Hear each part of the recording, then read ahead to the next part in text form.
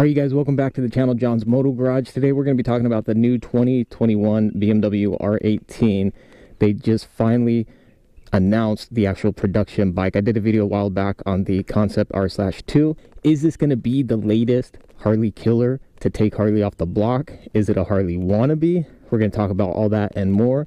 Let's jump into it. The BMW R18. Now sadly I don't have a BMW in the stable, otherwise we'd be riding that, but I figured this is the next best thing, the Yamaha XSR. Alright, so I'm not going to go super in depth on this bike. If you want a breakdown of every single new detail on this, I highly recommend checking out Moto Bob. The dude does some super high quality videos, and I have to say I'm always a little bit reluctant to voice my opinion on bikes that I haven't ridden yet, because in the past, time and time again, I've had preconceived notions on different motorcycles, only to finally get my hands on them and ride them and realize that the bike is nothing that I expected. Usually the bike is way better than I anticipated. Take the Honda Goldwing F6B for example, or the Kawasaki Vulcan 650S. So if you don't already know, BMW has been kind of teasing us with this R18. It started out as a concept and they came out with the R18/2. I haven't been following it religiously since the beginning, but it's been in the works for some time now, and the reality is it's been in the works for some 80 plus years almost. In 1936 BMW came out with the R5, and so this is definitely not a Harley ripoff or wannabe by any means, because this is a throwback to that original BMW R5, and I gotta say they did a good job sticking to that classic. So it's a modern classic for sure. Now, the big talking point on this motorcycle, hands down, whether you love it or hate it, the centerpiece is definitely that 1.8 liter boxer engine, horizontally opposed. You got the massive twin cylinders. This is BMW's largest production engine to date. This thing pushes out a whopping 116 horsepower and 90 foot-pounds of torque, as low as 3,000 RPMs. Can you imagine, dude? Some pretty impressive numbers, especially seeing as how it's still an air-cooled engine. It's not liquid-cooled. 6-speed, it's got the exposed shaft drive. I don't know if they have an option for passenger pad and foot pegs or not. You're going to have 3 riding modes, standard, rain, and rock. So yeah, it can be ridden off-road for sure.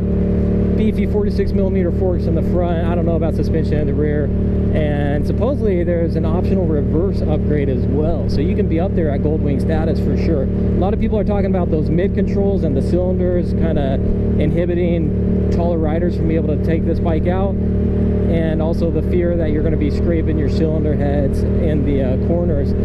I don't think that would be an issue. Looking at the photos, you seem to have the clearance there. You're going to be hitting your foot pegs before any cylinder heads. And as far as the taller riders, yeah, you're going to be limited with forward controls, but the people they had testing this bike out, again, based on the pictures, look to be on the taller side and seem to be handling it just fine. Just may not be the most comfortable if you're doing like really long rides. So sorry, it's not going to compete with your Harley Road Glide apparently. The bike weighs in at around 750 pounds or thereabouts, I think a little bit less, so it's not a lightweight bike. It's about as heavy as my Dyna, in fact. But with the low center of gravity, I imagine it'll feel a little bit more comfortable and kind of easier to throw around. It'll be available in 2 trims. You'll have the standard and then a first edition, which will be a limited run. And one of the things I was a little disappointed by is that you don't have the cool metal flake red option available. It's going to be available in black, and then black with a pinstripe. You're going to have your options. You've got the standard, you've got like a bobber style option with a little bit wider front tire. You can go with the spoke wheels. It looks like they have some custom spokes, and one thing I'd never seen on BMW like this before were the pretty you know, Harley-esque ape hangers that you can go with as well. Price point is going to be around $17,500 for your standard model, and just shy of $20K for your first edition. Reports are that they're teaming up with Vance & Hines for exhaust and Mustang seats for your for upgraded seats. I also saw some leaked photos of a possible bagger option / version as well.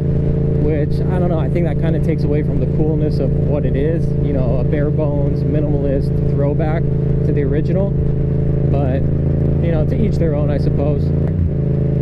So big question, is this going to be a Harley killer? Well, in terms of performance, I think one could argue that it probably will be, with the horsepower and torque specs. You know, unless you get into your really high-end upgraded Harleys, it'll probably kill Harley on the performance side of things.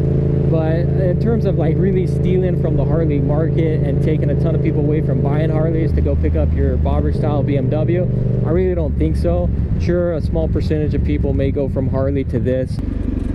Anybody who's following the whole Harley drama, I think we all, at least in this regard, are on the same page. If anything kills Harley, it's going to be Harley themselves, as far as just not kind of figuring out what they need to do to attract new customers and, you know, get sales up.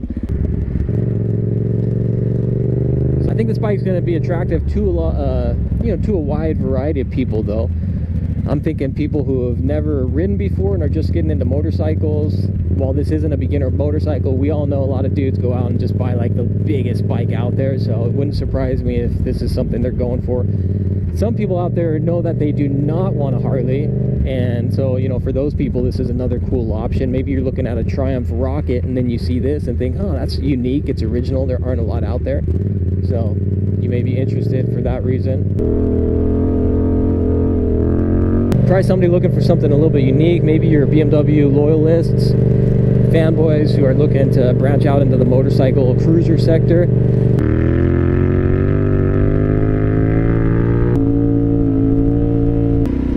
Alright, so my initial impressions, I already said I was a little disappointed they didn't have the cool red option. I was also honestly a little taken aback by the exhaust, because when you look at the prototype, it looks nothing like the common. The exhaust was just like, the exhaust is a lot different. But obviously, exhaust is typically one of the first thing people, you know, swap out. And we all know the concepts are never going to be the same as the production, you know. You're always going to lose a little bit.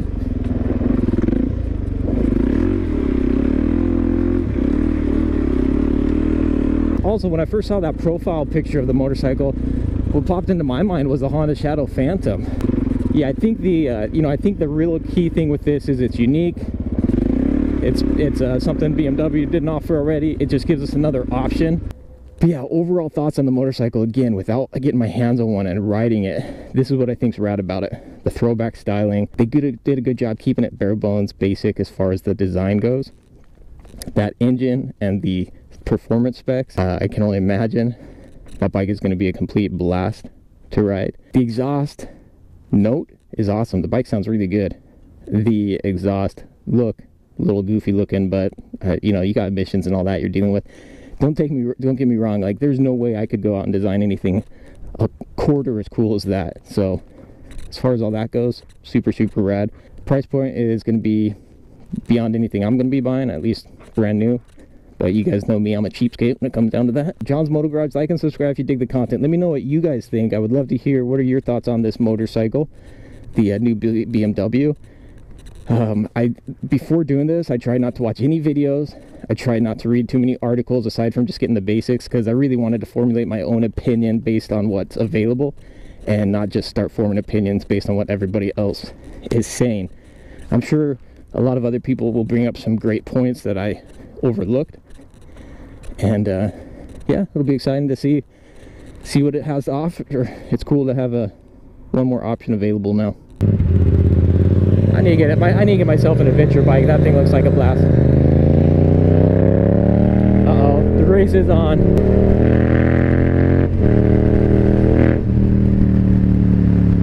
I can't keep up with that guy. Definitely won't be keeping up with that dude.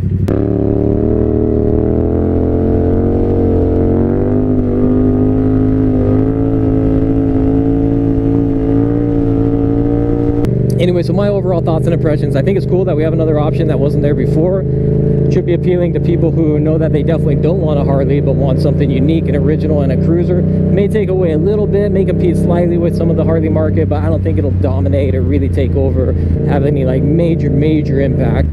And now Harley is kind of branching out with some of their cafe racer looking motorcycles, their street fighters, their sport bikes. So, you know, it's kind of a time that a lot of different manufacturers are branching out and trying new things. And it's cool to see this new kind of, it's cool to see this BMW kind of going back to its roots.